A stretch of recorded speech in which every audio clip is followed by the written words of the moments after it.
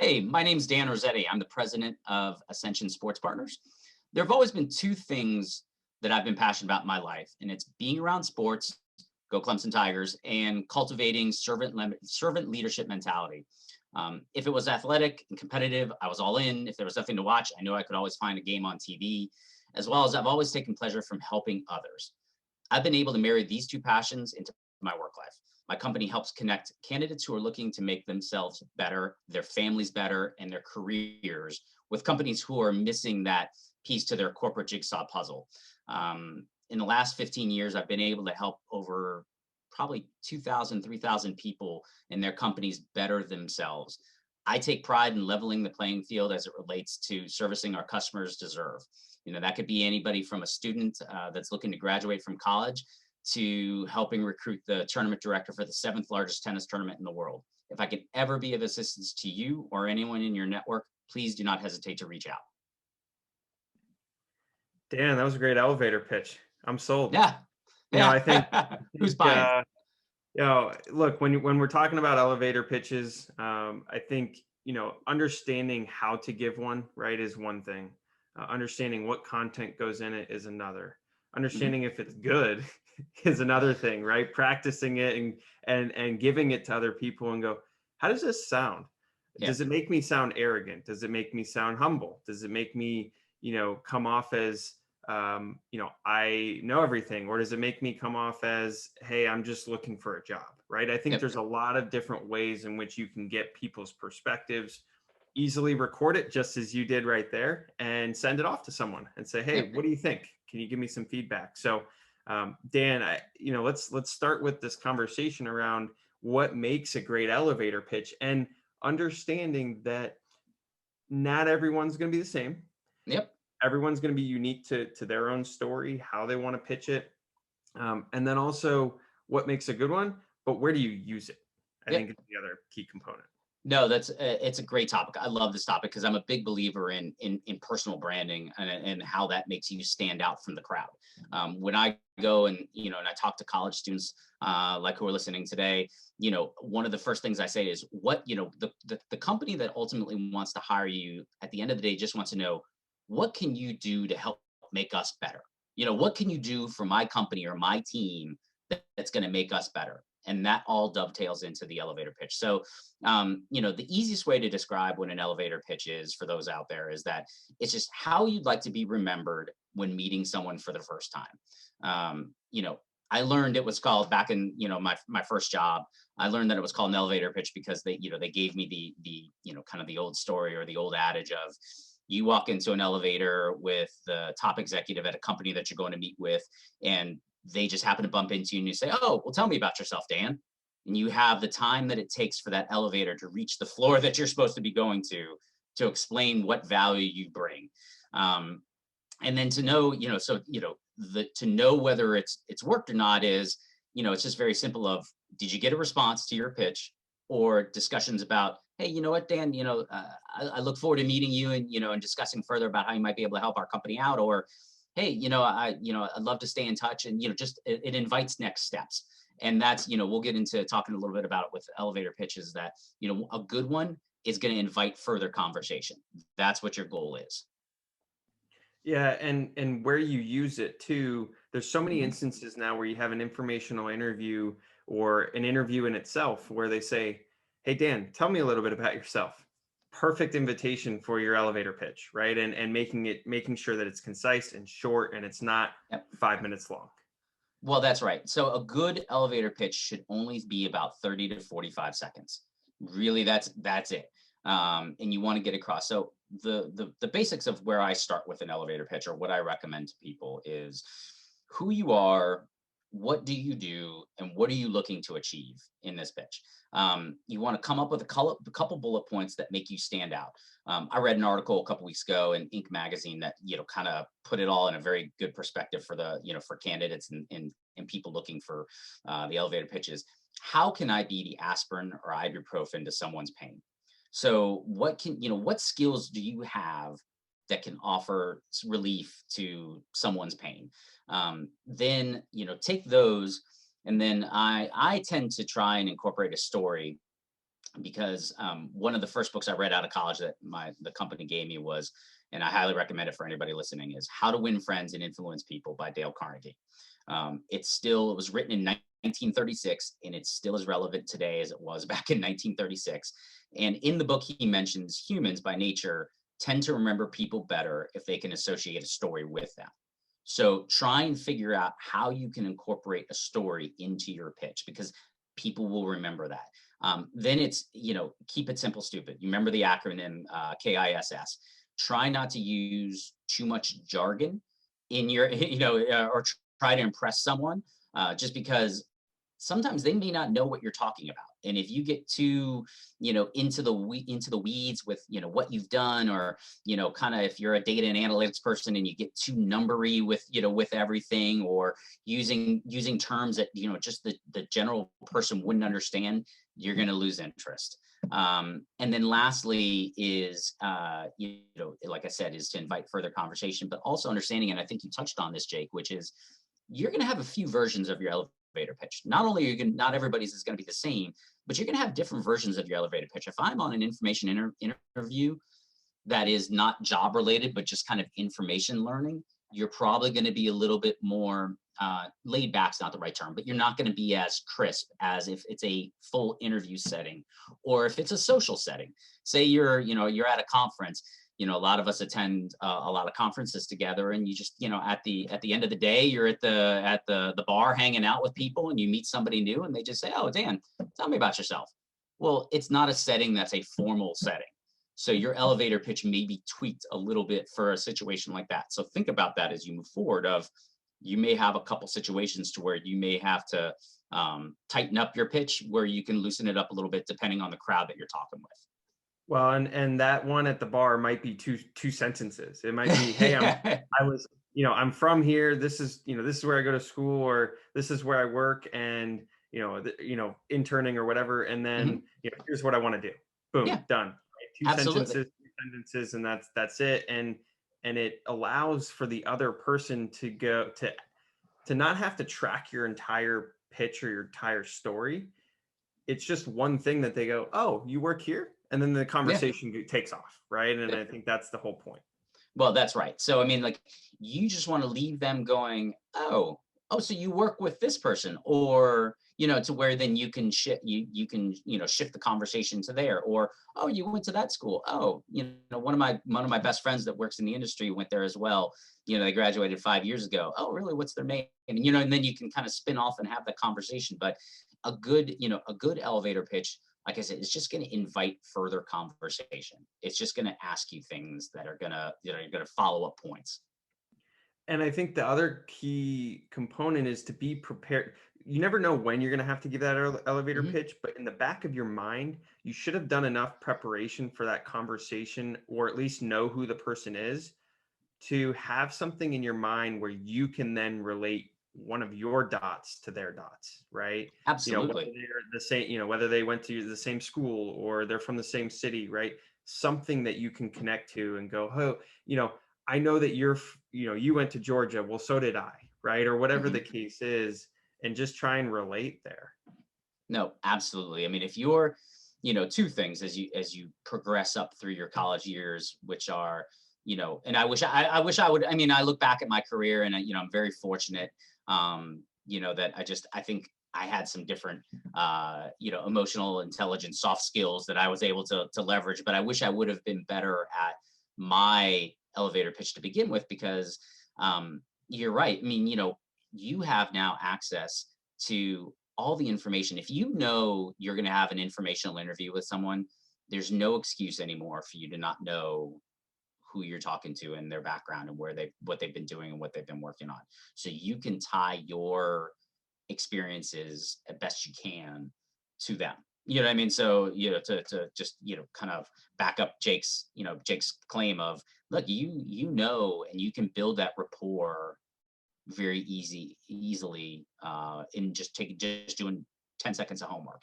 and just taking a look at their LinkedIn profile, or, taking a look at them online and just figuring out what they do, so that you can do that. And then there is that situation of, you may just run into somebody and they just want to know real quickly what you do. Have that 2 sentence, 3 sentence, 20-second speech prepared. And if they're interested, great. If they're not, then you move on and go forward. So. Yeah, and I think there's a huge difference between an elevator pitch and a conversation, right? So I'll give you an Yes. example. I was at the winter meetings, and John Daniels, GM of the Texas Rangers, is standing there on, in the hallway, right? And knowing that John actually wasn't looking at his phone, he was just standing there. And Mm-hmm. it's one thing if someone's on the phone, if someone's, they're typing an email, like you don't go and interrupt that person. That's right. Right? But if they're just standing there and you're like, hey, and now, granted, I had a connection, Mike, who was the assistant GM. So it was a very easy, like, hey, I just spoke with Mike earlier. Hey, John, I just want to introduce myself, right? And done. And then that starts the conversation. But there's also a right place, right time where you don't just go walk up to everyone and anyone, especially if they're on the phone or this or that, to go and introduce yourself. No, I mean, there is definitely a fine line in discussing and learning about tact, and learning, the appropriate way that I think a lot of people need to get better at, and that's just, the ability to just communicate your message with being sensitive to those around you, that it's the right time or it's the right situation. If you, like in that, that instance that you mentioned, if you didn't have a connection to John, you're not just going to go, hey, John, I'm Dan Rossetti, blah, blah, blah, blah, blah, blah, blah. You've got to be able to learn how to read the room. And it's not a overnight skill, but it's something that the more situations that you put yourself into, to where you can learn those skills of just understanding when is the appropriate time to get into your elevator pitch. I mean, typically it's when someone asks you, it's not like, I'm Dan Rossetti, I'm Rush Chairman, nice to meet you, and go into your pitch. Like, I mean, like, it is more of, the person, you start building a conversation. Hi, how are you? Good. If you don't know them, and they've got a tag, then you can make a conversation, because you may be able to see the company or the organization they're with. But if not, you just got to learn the art of the small talk, and just learn, learn how to be able to just start those conversations without coming off salesy, because that will instantly turn people off as well. Can you end your elevator pitch with a question? I always think, like, to give that person an out, all right, of what to talk about in that sense. Yeah, no, I mean, I think that's great. I mean, if you find your elevator pitch isn't inviting that conversation, what I mean? After you finish your elevator pitch, there's kind of crickets for a second. You could then instantly turn that to and just ask for advice.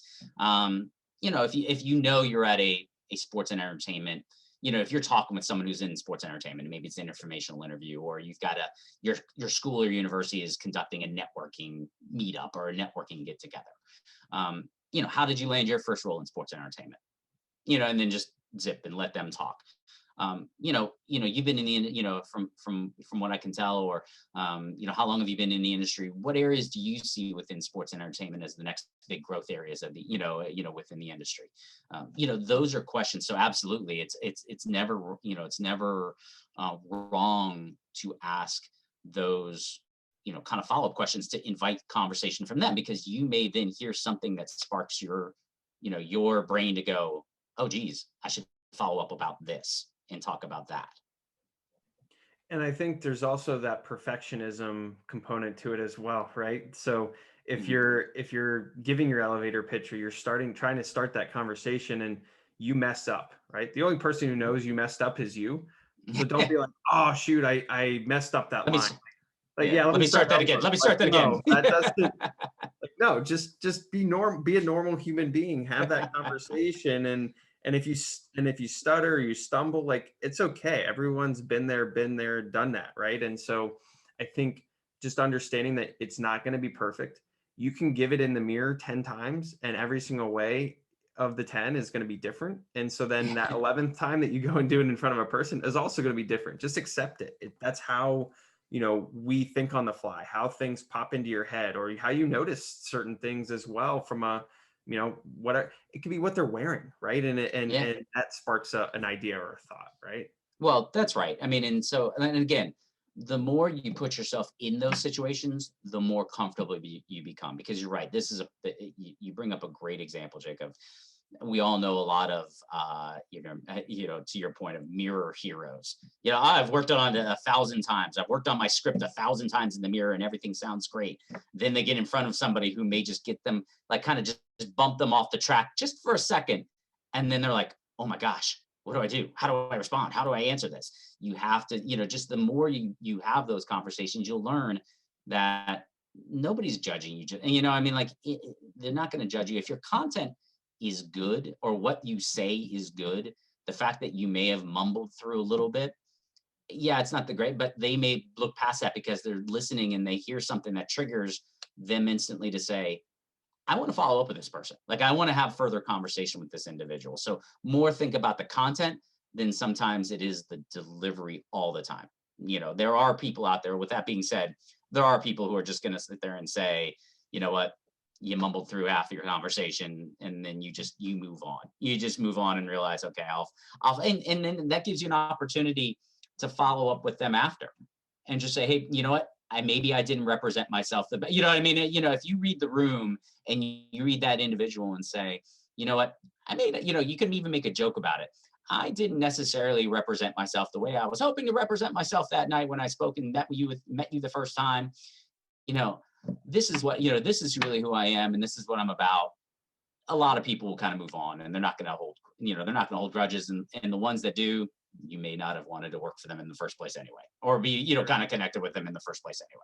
So, sure. And it's always okay to ask for help, right? To say, hey, you know what, I did my research, but then, can you help me on how to prepare for certain types of conversation, right? Or certain information? How would you go about it, right? There's always an open door if you ask a good question. And I think that's an important one to understand with the elevator pitch is, again, it's an icebreaker. It's a conversation starter. It's not the end all be all.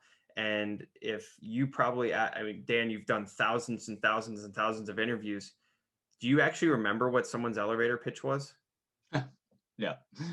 I don't remember, because it's the, it's the appetizer to what the full course meal is. I mean, like, that is, they got me, it got me to the point to where I want to have the deeper dive conversation. And that's what I remember of that individual, not necessarily, the grandiose elevator pitch that someone gave me 10 years ago about it.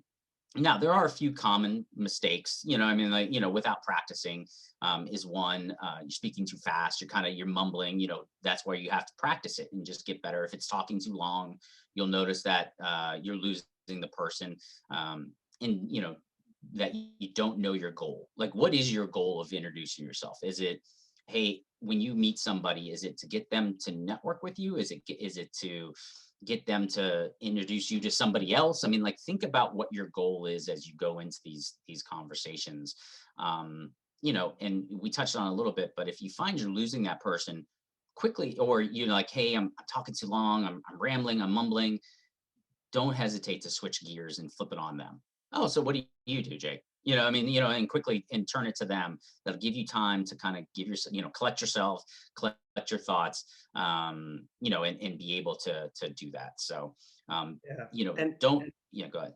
Dan, I think the one key component right there is, like, in the day of technology too, the way in which you give that elevator pitch, right, and put the pressure on yourself to do so. Like, don't read it off of a script. Like, you can tell in Zoom that, your eyes are going, back and forth reading something, right? Like, just be genuine and, understand that, you're just trying to start that conversation. To your point, you don't remember any of them. So as long as you just get past that first point, it doesn't really matter, right? And you just kind of get to that conversation component. So any last things as we wrap up this session?